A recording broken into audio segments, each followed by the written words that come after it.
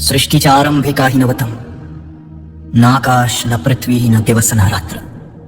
फक्त शांती होती आणि त्या शांतीत होता एक सत्य, तो म्हणजे महादेव शिव. तो नवता जन्मलेला, तो आदिम, अनंत आणि स्वयंभू. त्याच्या संकल्पातूनच काळाचा आणि सृष्टीचा आरंभ झाला. त्या चेतनेतून प्रकट झाला विष्णू आणि विष्णूच्या ध्यानातून उदय झाला ब्रह्मा, जो सृष्टीची निर्मिती करणार होता. पण एकेकाळी ब्रह्माच्या अंतःकरणात अहंकाराचं बीज रुजलं.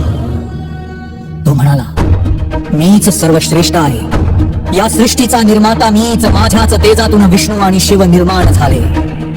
हे ऐकून विश्वात कंपन पसरलं. देव ऋषी तत्वन सगळे नतमस्तक झाले, कारण ह्या शब्दांनी सत्याचा अपमान केला होता.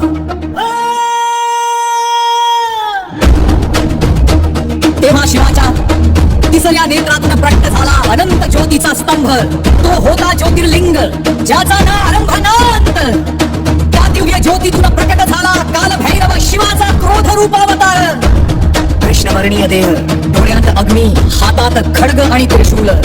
त्याचा आवाज आकाशात घुमला, अरे ब्रह्मा, अहंकाराने सत्य साधू शकत नाही, काळ तुला स्मरण देईल. एका क्षणात कालभैरवाने ब्रह्माचा 5वा शिरच्छेद केला. तो अहंकाराचं प्रतीक होत. पण जरी सत्यासाठी कृती केली तरी ब्रह्महत्येचा दोष फेरवावर आला. तो भिक्षेकरी रूपात हातात ब्रह्माचं शिर घेऊन युगानुयुगे भटकू लागला.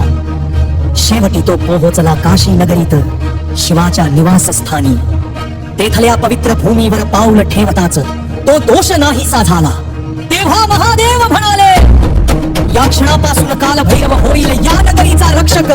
काशी मध्ये येणं जाणं त्याच्या परवानगीशिवाय शक्य होणार नाही.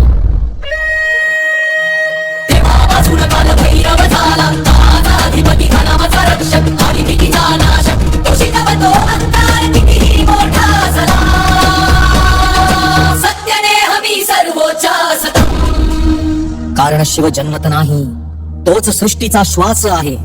आणि कालभैरव म्हणजे त्या सत्याची आठवण. कालभैरवाची कथा म्हणजे केवळ क्रोध नाही, ती आहे जागृतीची कथा. अहंकारातून सत्याकडे परतण्याचा प्रवास. तो क्षण जेव्हा शाश्वत शिव सृष्टीला आपलं खरं स्वरूप दाखवत.